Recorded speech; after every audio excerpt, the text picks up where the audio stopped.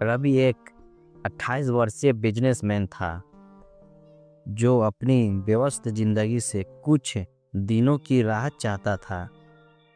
मुंबई में उनकी नौकरी और व्यापार की दुनिया उसे पूरी तरह जकड़े हुई थी।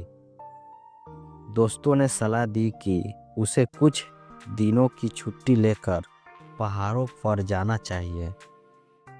यही सोचकर वह उत्तराखंड के एक छोटे से हिल स्टेशन के ग्रीन वैली होटल में आ गया। यह होटल शहर से थोड़ा दूर घने जंगल और पहाड़ियों के बीच बसा था।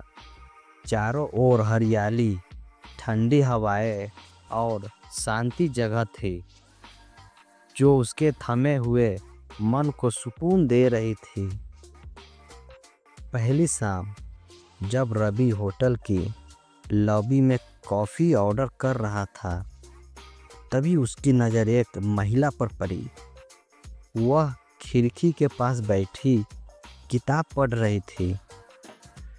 आंटी करीब 40 से 41 साल की, बेहद खूबसूरत थी। आंखों में गहरी कहानियां समेटे हुई उसकी आंखों में उदासी थी, लेकिन चेहरे पर हल्की मुस्कान थी, जैसे कोई अधूरी खुशी हो। रवि की नज़रें उन पर टिक गई, लेकिन वह ज़्यादा सोच नहीं पाया। वह अपने कमरे में चला गया, यह सोचकर कि यह तो बस एक अजनबी मुलाकातें थी, मगर किस्मत को शायद कुछ और मंजूर था। अगली सुबह रवि होटल के बगीचे में कॉफ़ी पी रहा था। तभी उसे वही महिला दिखी। वो अकेले टहल रही थी और हल्की हल्की बारिश हो रही थी। अचानक एक तेज हवा और का झोंका आया और उनकी किताब का पन्ना उड़कर रवि के पैरों के पास आ गिरा। रवि ने मुस्कुराते हुए पन्ना उठाया और कहा, शायद आपकी कहानी का एक टुकड़ा मेरे पास आ गया।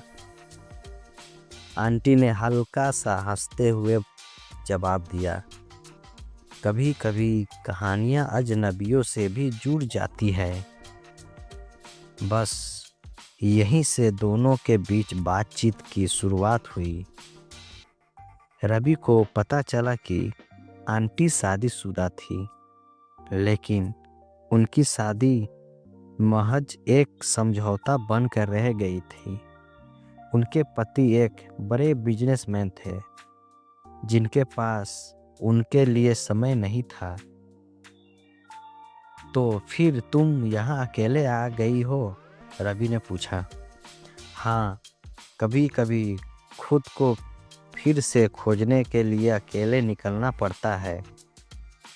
रवि को यह जवाब कहीं गहरे तक छू गया। वह खुद भी तो इस भाग दौड़ से दूर अपनी पहचान तलाशने आया था। अगले कुछ दिनों में दोनों के बीच अजीब सा आकर्षण बढ़ने लगा। वे साथ में नाश्ता करते, पहाड़ियों पर घूमने जाते और शाम को होटल की छत पर बैठकर घंटों बातें करते। एक दिन वे झील के किनारे बैठे थे। ठंडी हवा बह रही थी और आंटी अपनी शॉल को कस कर पकड़ रही थी। कभी कभी लगता है जैसे मैंने अपनी ज़िंदगी को एक बंद कमरे में कैद कर लिया है, आंटी ने कहा। रवि ने उसकी ओर देखा। हर कमरे की एक खिड़की होती है, आंटी। सवाल यह है कि तुम उसे खोलना चाहती हो या नहीं। आंटी ने उसकी आंखों में देखा।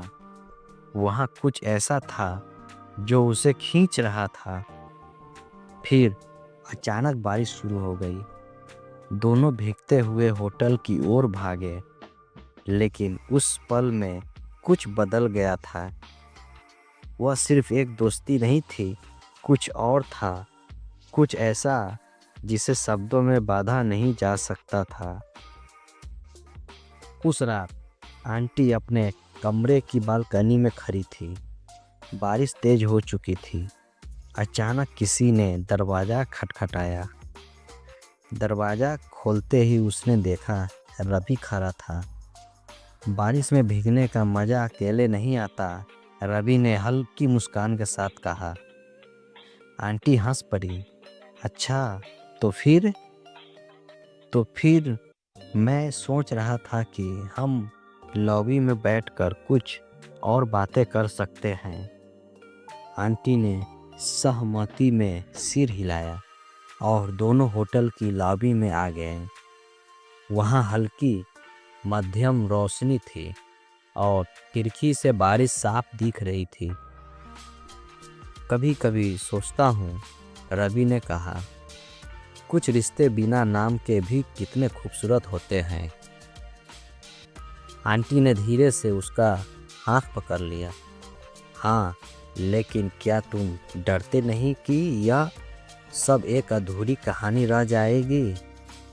रवि ने उसकी आंखों में झांकते हुए कहा, कुछ कहानियाँ पूरी न होकर भी पूरी लगती है।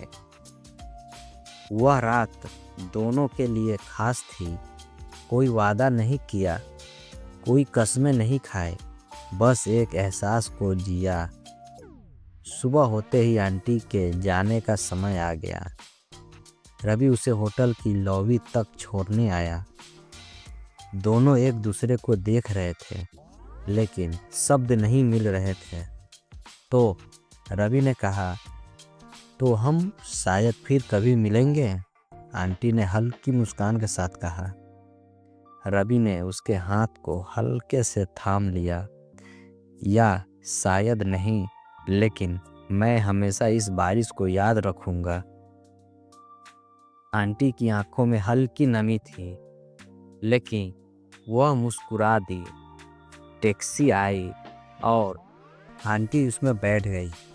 रवि उसे जाते हुए देखता रहा, जब तक कि वह आंखों से ओझल नहीं हो गई। रवि वापस अपने कमरे में लौट आया। बारिश अब भी जारी थी।